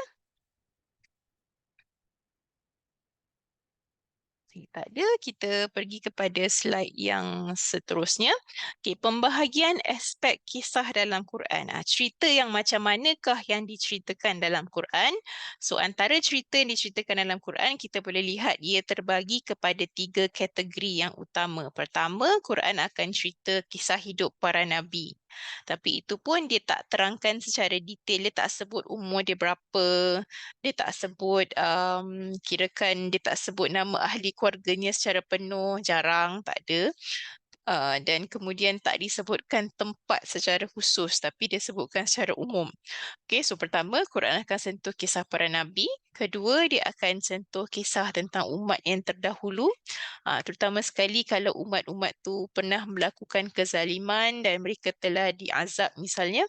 Okey, kemudian ketiga, Quran akan menceritakan peristiwa yang pernah berlaku ketika Rasulullah masih hidup. Antara cerita yang diceritakan dalam Quran adalah tentang perjalanan Nabi Isra' dan Mi'raj. Okey, diceritakan dalam Quran. Jadi antara kisah yang berlaku pada baginda tak semua, tapi antara highlightnya dia akan cerita dalam Quran. Contoh macam perjalanan Isra' Mi'raj, contoh lain seperti ketika Nabi berlaku peperangan Badar misalnya, ada sebahagian tu diceritakan dalam Quran. Okey, so kalau ditanya apakah cerita yang di-highlightkan dalam Quran, ini 3 ni lah, cerita para nabi ataupun cerita umat terdahulu dan juga cerita yang berlaku pada ketika Rasulullah masih hidup. Okey, baik. Okay, cara penyampaian kisah dalam Quran. Dia ada cara macam mana Quran menceritakan pada kita sesuatu kisah. Pertama adalah dengan kategori ataupun method ataupun dengan cara sejarah. So pertama dia akan menceritakan dalam bentuk seperti menceritakan sejarah sesuatu bangsa ataupun sesuatu kaum. Okey, yang mana dia akan ceritalah berlaku apa pada kaum tersebut, apakah kesudahan nasib kaum tersebut. Contoh macam kita lihat pada surah Al-Qamar, Okey, surah Al-Qamar, dan kalau bagi mereka yang telah ambil modul Fawasil sebelum ni, surah Al-Qamar adalah surah yang berakhir dengan huruf Ra. Setiap ayatnya berakhir dengan huruf Ra ataupun setiap fasilah tu berakhir dengan huruf Ra. So dalam surah Al-Qamar diceritakan tentang kaum Ad, yang mana Allah sebut tentang sejarah mereka, telah kazzabat Adun fakaifa kana azabi wa nuzur. Demikian nasib kaum Ad yang telah mendustakan rasulnya, maka mereka dibinasakan. So Quran ceritakan pada kita apa yang telah berlaku dan macam mana azab tu diturunkan serta apakah punca mereka diberikan azab. So cara penyampaian cerita dalam Quran pertama adalah dalam metod penyampaian fakta sejarah. Okey, itu satu. Kemudian yang kedua adalah Quran akan menceritakan kita dengan gaya bahasa perumpamaan. Dia bagi kita tamsilan dan dia umpamakan dengan sesuatu yang lain ataupun dia terangkan tentang satu keadaan dan dia memberi perbandingan tentang perkara yang lain. Contohnya dalam ayat ni, masaluhum kamasalil ladzi istauqada nara falamma adha'at ma haulahu zahaballahu binurihim wa tarakahum fi zulumatil la yubsirun. So ini Allah nak ceritakan tentang orang-orang yang tidak beriman. Okey, contoh mereka ataupun perbandingan perumpamaan mereka ni seperti orang-orang yang menyalakan api. Apabila api tu terang, tiba-tiba Allah hilangkan cahaya dan mereka dibiarkan dalam keadaan kegelapan dan dia tak nampak sesuatu apa pun. So ini adalah perbandingan Allah nak beri tentang orang-orang yang tak beriman ataupun orang-orang yang munafik. Mereka dah dapat cahaya, tapi mereka tak gunakan sebaiknya, cahaya tu hilang. Dan akhirnya mereka teraba-raba. So dia nak ceritakan tu dengan cara memberi perumpamaan. Okey. Kemudian seterusnya kita sampai kepada bahagian apakah pentingnya kisah dalam Quran. So antara kepentingannya adalah untuk menjelaskan sesuatu. Jadi kadang-kadang sesuatu tu perlu dijelaskan secara direct, kadang-kadang sesuatu tu lebih cantik dijelaskan dalam bentuk penceritaan. Sebab manusia ni suka dengar cerita. Itu sifat kita. Kita suka dengar cerita. So satu cara Allah nak sampaikan message adalah dengan bercerita pada kita. Okey, kedua adalah kenapa diceritakan cerita-cerita ni dalam Quran, kerana untuk membuatkan Rasulullah menjadi lapang dada. Sebab bila diceritakan tentang umat terdahulu, tentang para nabi mereka, macam mana nabi mereka handle umat-umat mereka ni, so Rasulullah dapat satu macam inspirasi ataupun dapat melihat tauladan daripada cerita tersebut supaya Nabi lebih sabar lagi. So macam kalau diceritakan tentang Nabi Musa dan umatnya yang degil, Nabi nampak rupanya bukan dia seorang yang kena handle umat yang bermasalah, tetapi ada para anbiya lain yang jauh lebih teruk daripada beliau. Itu sebagai satu cara Allah untuk beri semangat pada Nabi kita. Okey. Kemudian ketiga adalah untuk membenarkan ataupun untuk menyatakan kebenaran para anbiya yang hidup sebelum Nabi kita. Itu satu lagi untuk memperbetulkan balik naratif ataupun jalan cerita yang diceritakan tentang para nabi terdahulu. Kadang-kadang kitab-kitab samawi sebelum ni telah ditukar isi kandungannya, sampaikan cerita para nabi pun telah diputar balikkan. So Quran turun dengan menceritakan semula untuk memperbetulkan balik cerita yang telah dipesongkan sebelum ni. Okay. Dan antara sebab lain kenapa ada qasas ataupun penceritaan adalah untuk menampakkan kebenaran Nabi. Sebab ada setengah cerita tu hanya para anbiya saja yang tahu. Jadi bila Nabi boleh menceritakan kisah umat terdahulu yang mana kisahnya telah hilang, maka itu menampakkan bahawa Nabi ni dapat benda tu bukan daripada manusia tapi dari jalan wahyu. Okey. Keempat. Dan kelima, kenapa ada penceritaan sebegini ataupun kisah sebegini dalam Quran adalah untuk menentang hujah ahli kitab terhadap keterangan ataupun untuk menyatakan apa yang telah mereka sembunyikan sebelum ni. Okey, untuk memperbetulkan baliklah apa yang telah mereka rosakkan sebelum ni. Baik, setakat tu ada soalan?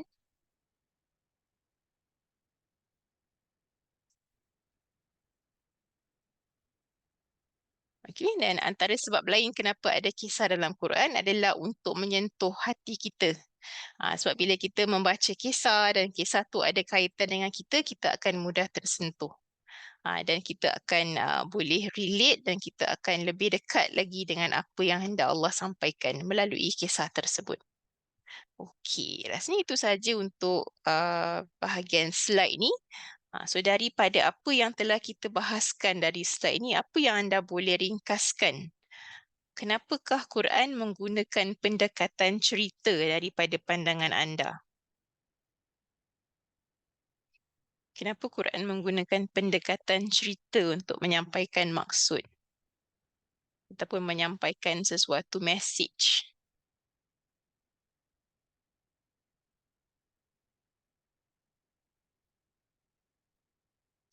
Kenapa agaknya?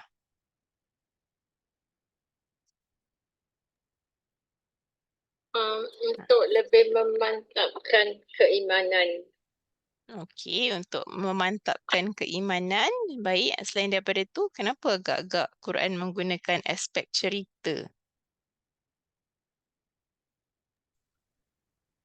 Sebagai pedoman dan peringatan untuk umat-umat yang datang kemudian.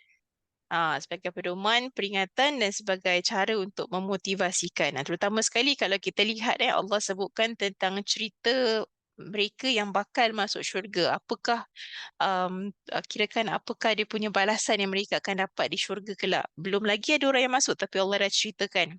Itu sebagai satu cara Allah mendorong kita ataupun memotivasikan kita untuk terus berusaha melayakkan diri menjadi orang-orang tersebut. Okey? Itu satu. Yang lain? Okey, dan fitrah manusia sebab kita ni suka mendengar cerita. Okey, kalau dulu masa kecil bedtime story kita akan dengar dan dengar tu terus tidur kan. Sebab kenapa kita dengar walaupun nak tidur kerana fitrah kita memang kita suka dengar sesuatu yang berbentuk kisah sebagai satu hiburan lah kita cakap. Okey, jadi ada banyak sebab. So antara highlightnya kenapa Quran menceritakan sesuatu benda yang penting tu dalam bentuk kisah supaya untuk mudah kita nak hadam. Dia lebih mudah kita nak serap kalau benda tu dalam bentuk bite size. Jadi diceritakanlah kisah-kisah ni untuk kita ambil pengajaran, ambil pedoman dan juga sebagai satu bentuk peringatan. Misalnya kalau Allah terangkan tentang sifat sesuatu kaum ni sifatnya sekian, sekian, sekian. Kenapa diceritakan mereka ni sebagai satu peringatan bahawa di masa akan datang golongan ni akan muncul semula walaupun bukan orang yang sama tetapi ada sifat yang sama. Okey, baik. Okey, ada apa-apa yang anda nak tambah ataupun nak tanya?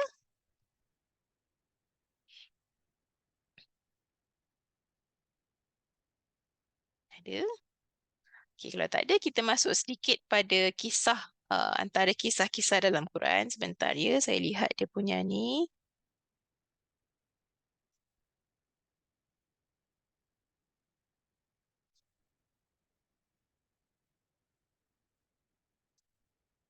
Okey. Okey, soalan. Ada sahabat kita tanya, kenapa Allah pelihara Quran dan tidak pelihara Zabur atau Injil? Sebelum saya jawab, ada sesiapa yang nak kongsikan kenapa agaknya Allah pelihara Quran dan tidak pelihara kitab samawi yang lain? Kalau kitab samawi tu maksudnya kitab daripada langit. Samawi daripada perkataan sama iaitu langit. Kenapa agaknya Allah tak simpan ataupun tak jaga kitab yang lain? Cuma Quran sahaja. Kitab-kitab yang lain hanya untuk zaman kaum yang sebelumnya lah. Dan Quran yang akhir. Betul. Okey. Antara sebab kenapa tidak dipelihara kitab yang lain kerana kitab-kitab tersebut diutuskan hanya untuk tempoh masa yang tertentu. Dan Nabi akhir zaman adalah Nabi kita. Jadi kitab-kitab yang sebelum ni macam kitab Taurat, Injil, Zabur hanya untuk umat ketika tu. Bila datang Nabi yang lain ada syariat yang baru. Contoh syariat yang baru adalah kalau kita lihat syariat ataupun hukum undang-undang pada zaman Nabi Adam, mereka boleh kahwin adik-beradik. Sebab masa tu tak ada orang lain pun nak kahwin dengan sesiapa. Jadi dengan adik-beradik, dia punya syariat membolehkan perkahwinan adik-beradik. Cuma syaratnya bukanlah adik-beradik yang kalau mereka sama-sama kembar, kembar ni tak boleh kahwin dengan kembar dia sendiri. Dia kena kahwin dengan kembar yang lain. Itu syariat masa tu. Tapi datang zaman kita, syariat Nabi Muhammad, perkahwinan adik-beradik ni haram. Sebab dah kira sumbang mahram. So pensyariatan tu berbeza. Jadi kenapa kitab yang sebelum ni tidak disimpan sampai ke sekarang? Kerana ada perubahan syariat di situ. Okey, dan kerana memang Allah dah takdirkan Quran ni adalah untuk sepanjang zaman sampai ke akhir zaman. So apa tanda yang bahawa Quran tu adalah sesuatu yang evergreen sepanjang zaman? Kerana dia boleh stand the test of time. Kalau kita lihat pada fasa permulaan Quran diturunkan, mukjizat dia lebih kepada bahasa. Kerana masyarakat ketika tu sangat suka kepada kesusastraan. So keindahan bahasa tu sesuatu yang mereka kagum sangat. Tetapi bila zaman berlalu, kita dah tak berapa kisah sangat tentang gaya bahasa.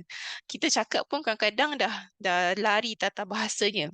Tetapi sekarang kekaguman kita adalah lebih kepada sesuatu yang bersifat keilmuan ataupun teknologi. So kalau kita lihat ada setengah ayat dalam Quran, Allah sebutkan sesuatu yang hanya kita tahu ratusan tahun selepas pada tu, dan Quran dah sebut jauh lebih awal. So kat situ kalau kita lihat zaman kita, dia punya mukjizat tu lebih kepada sesuatu yang berbentuk ilmu. Okay, sesuatu yang berbentuk saintifik misalnya, berbanding dengan masa yang awal-awal Quran diturunkan. Jadi kenapa tidak dipelihara kitab Zabur, Injil ataupun Taurat? Satu sebabnya kerana kitab tu hanya untuk masa tertentu, fasa itu sahaja. Kedua kerana untuk akhir zaman kitab yang lain adalah Quran. So tidak disimpan kitab yang sebelum ni. Okey, ada soalan lain? Ustazah, saya nak tanya. Tadi tentang Silakan. yang metod penyampaian tu kan, cerita atau pertanyaan atau sumpah. Dia saya tahu macam kadang-kadang pada permulaan surah ada macam alif lam mim, alif lam ra, apa macam sebab Allah macam macam mana ni? Memula Kenapa ada dengan perkataan tu? betul. Terima kasih. Okey. Baik, terima kasih yang bertanya. Okey, kenapa ada setengah surah dimulakan dengan huruf muqatta'ah yang alif lam ra ha mim tu, nama dia, istilah tu adalah huruf muqatta'ah. Muqatta'ah tu berarti huruf yang terputus. Kerana cara kita baca adalah kita baca secara terputus-putus ataupun baca secara individual. Kita tak sebut alam, tapi kita sebut alif lam mim. Dia terputus-putus kan. So nama dia muqatta'ah. Okey, kenapa ada huruf-huruf tersebut? Dia punya sebab yang sebenar tu Allah saja tahu, tapi apa yang kita boleh nampak adalah Allah letakkan huruf-huruf tu untuk mencabar kita. Mencabar dari sudut dia gunakan huruf daripada bahasa yang manusia gunakan, tetapi itu pun manusia tak faham. Jadi Allah nak letakkan kat situ bahawa macam mana pandai pun kita ada limitation. Sedangkan bahasa yang kita gunakan pun digunakan benda yang sama pun kita tak dapat nak faham. Apatah lagi benda lain, pasti ada ilmu yang kita juga belum lagi sampai untuk dapat.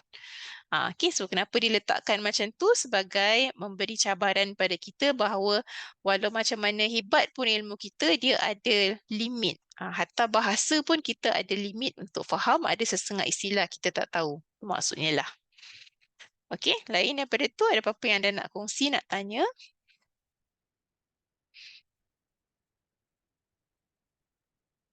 Okay, kalau tak ada, kita intai dulu. Saya, silakan. Okey, ayat Quran ni banyak menyebutkan pasal orang kafir dan ancaman bagi mereka. Untuk konteks sekarang kalau orang kafir tu memang tak tahu Islam. Tak tahu ayat-ayat kebenaran, macam mana tu?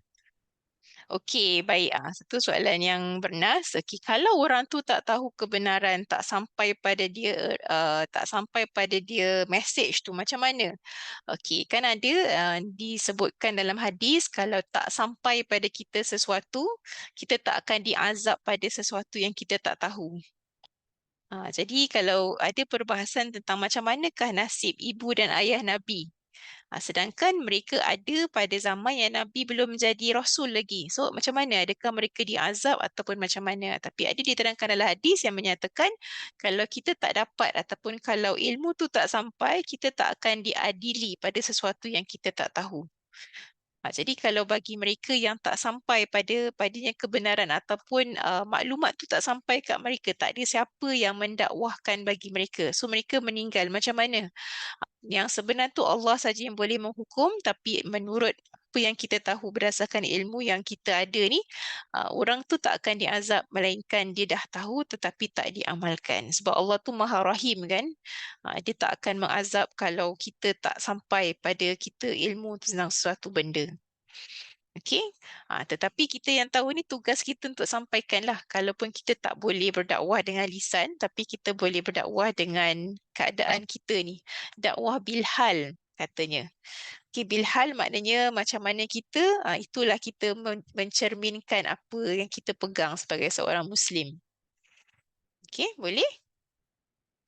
Dan kalau anda tengok events yang berlaku sekarang ni yang berlaku peperangan, dan sebelum-sebelum tu kalau anda lihat events-events dunia yang berlaku sebelum ni macam September 11 lah dan macam-macam lagi, dia secara tak langsung membuka mata dunia untuk mengkaji something yang selama ni topik yang agak tabu sebab media kan cover, tetapi dengan adanya social media ataupun alternative media platform ni, orang nampak cerita yang alternatif ataupun cerita di pihak yang lain daripada apa yang media ketengahkan. So kat sini kita pun boleh gunakan so-called kuasa media tu untuk menyampaikan lah. So kalau katalah anda belajar ke apa kan, kalau anda yang suka create content daripada kita create content yang merapu ataupun TikTok yang tak apa-apa, kita buatlah TikTok yang berdasarkan ataupun berunsur ilmiah. So kalaupun kita tak ada nanti esok, apa-apa yang kita dah sebarkan tu pun jadi saham kita juga kan. Jadi kalau anda attend classes ke and you have some knowledge in terms of content creation, kenapa tak kita buat short videos dan kita share. Saya nampak adalah setengah yang buat macam tu kan, dia share. So daripada sharing kita, orang akan nampak aspek yang lain daripada apa yang selama ni media tunjulkan. Okay, boleh? Baik, ada apa-apa nak tanya ataupun ada apa-apa yang anda nak kongsi? Kalau tak ada, kita intai dulu topik minggu depan. Antaranya kita akan bahas tentang cerita Nabi Yunus. Ni part 2 cerita Nabi Yunus. Mungkin anda boleh buat some reading. Siapakah beliau? Siapakah Nabi Yunus? Ataupun nama beliau Yunus bin Mattah. Okay, so siapakah Nabi Yunus? Dan dia berasal dari mana? Kan dalam Quran diceritakan tentang kisah dia ditelan ikan dan sebagainya kan. Mungkin kita boleh buat some reading ataupun some research. Dia ni diutuskan kepada umat yang mana dan di manakah kedudukan mereka dari sudut lokasinya. Dan ikan yang macam mana yang telan dia? Kan kita tahu ikan paus. Ikan paus yang spesies macam mana agak-agak boleh menelan seorang manusia ni. So mungkin anda boleh buat some reading supaya bila kita bincangkan kisah ni, dia lebih lagi so-called relatable lah sebab kita dah tahu dia punya backstory tentang siapakah beliau, manakah tempat asalnya, apakah insiden yang berlaku sehingga beliau akhirnya ditelan ikan paus dan sebagainya. Okay, boleh? So kita boleh kajilah tentang siapa beliau. Dan cerita Nabi Yunus ni kalau anda lihat, dia ada kaitan ataupun ada terkait dengan kisah yang mana ketika Nabi pergi ke Taif. Kan ada satu usaha dakwah Nabi kita pada satu masa tu, Nabi pergi ke Taif dan bila dia sampai ke Taif, instead of being welcome, Nabi dilontar dengan batu. So bila Nabi dilontar dengan batu dan berdarah-darah macam tu, Nabi kita sedih. Sedih bukan sekadar kerana dilontar dengan batu sebab Taif tu adalah kampung moyang Nabi kita. So Nabi Muhammad, moyang dia berasal daripada kawasan Taif. So ibaratnya bila kita balik ke kampung kerabat kita, sepatutnya diraikan tapi dilontar dengan batu. So bila Nabi dilontar dengan batu dan Nabi sembunyi ataupun Nabi pergi berlalu daripada tempat tu, dia lalu ke kawasan kebun anggur. Okay, dan kebun anggur tu dimiliki oleh seorang ni. Dia nampak Nabi dalam keadaan macam tu, dia suruh pekerja dia untuk beri Nabi minum dan makan anggur. Jadi bila Nabi makan anggur, Nabi ada sebutkan Bismillah sebelum makan. So dia punya pekerja ni terdengar Nabi cakap, dia cakap lah, apa yang kau ucapkan ni macam bukan ucapan orang sini. Jadi Nabi pun tanya, kamu dari mana? Orang ni daripada Ninawih. So Ninawih Dia kata, oh Ninawi, Nabi sebut situ adalah kampung ataupun tempat asal seorang lelaki bernama Yunus bin Mattah. Jadi bila Nabi sebut macam tu, pekerja di ladang anggur tu terus beriman. Dan dia tahu yang Nabi ni seseorang yang kirakan tahu tentang orang ni, pastilah Nabi ni juga adalah seorang Rasul seperti orang yang dikenal iaitu Yunus bin Mattah. So mungkin anda boleh research tentang siapakah yang Nabi jumpa di ladang anggur ketika Nabi lari daripada lontaran batu di Taif tadi. So kita boleh nampak dia punya relation antara events ni dengan events yang lain-lain. Okey, boleh? Baik, ada apa-apa yang anda nak tanya?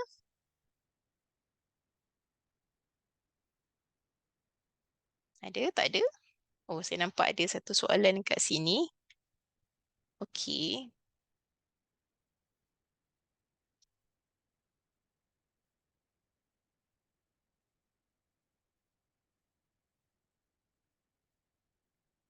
Okey, maaf Ustazah, tadi ada regarding ibu bapa Nabi, ada ustaz lain yang menggunakan hadis yang indicate otherwise and not to, hold on, and not. Sekejap, can you unmute yourselves? But I cannot read your chat. Okay, siapa yang hantar ni? Sila unmute so you can just talk to me directly because I can't read your chat. Assalamualaikum Ustazah. So Ya, yang saya. tadi tu yang pasal hadis yang tidak disampaikan maka dia tak bersalah. Mm-mm. Jadi ada lagi satu, ada ustaz lain yang katakan pakai hadis Muslim yang Ustazah nampak adanya hadis tak? Tak, sebab tu saya minta anda cakap sebab I cannot read the chat. So that's Okay, why saya saya minta anda just unmute. quote in English. Dia cakap, Okay, can. the apostle of Allah visited the grave of his mother and he wept and moved others around him to tears and said, I sought permission from my Lord to beg forgiveness for her, but it was not granted to me. And I sought permission to visit her grave and it was granted to me. So visit the grave, for that makes you mindful of death. Jadi persoalannya, is this a khilaf of the status of the ibu bapa Nabi Muhammad SAW? Okey, baik. Tentang status orang-orang yang kirakan yang telah meninggal dan mereka tak dapat hidayah ataupun mereka hidup dalam fatrah yang mana tak ada Nabi ketika tu. So kat situ ada perbahasan mengenainya. Okey, ada yang menyatakan bahawa kalau kita lihat Allah tak akan mengazab ataupun tak akan memberatkan hamba-Nya melainkan kalau dia mampu. Seperti kita lihat dalam surah dalam Quran lah, la yukallifullahu nafsan illa wus'aha. Okay, so ada pandangan yang mengatakan kalau seandainya mereka ni hidup pada fatrah yang tak ada Nabi, kalaulah mereka diazab berdasarkan pandangan daripada ayat tu ataupun melihat tafsiran ayat tu dan juga melihat kepada hadis yang ada, kirakan kalau diazab itu menampakkan bahawa di mananya adilnya Allah. Okay, itu satu. Satu lagi ada pandangan lain yang menyatakan kalau kita lihat dari segi literal hadis tu, dari segi maksud konteks, kirakan dari segi konteks bahasa dalam hadis tu, adakah yang mana Nabi cakap dia menangis atas sebab dia ziarah kubur ibunya, adakah semestinya menandakan bahawa di situ ibunya diazab. Jadi kat situ ada dua pandangan. Okey, jadi sebenarnya macam mana tu Allah lebih tahu. Cumanya kalau saya lebih cenderung pada pandangan yang mengatakan kalau seandainya satu tempoh tu tak ada Nabi ataupun kalau seandainya golongan tu adalah golongan yang tak menerima dakwah, tidak sampai kepada mereka dakwah, maka kat situ ada kemungkinan besar bahawa mereka terlepas dari azab tadi kerana mereka dalam golongan yang jahil atas sebab tak sampai, bukan atas sebab mereka menolak. Okey, jadi kat situ ya ada khilaf dari sudut penerangan. Okey, cumanya kalau dari segi makna tu saya lebih cenderung mengambil pandangan yang mengatakan kalau tak adanya Nabi ataupun tak adanya apa-apa seruan, maka mereka ni ada kirakan lebih kepada tidak diazab atas sebab tersebut. Okay, does that answer your question?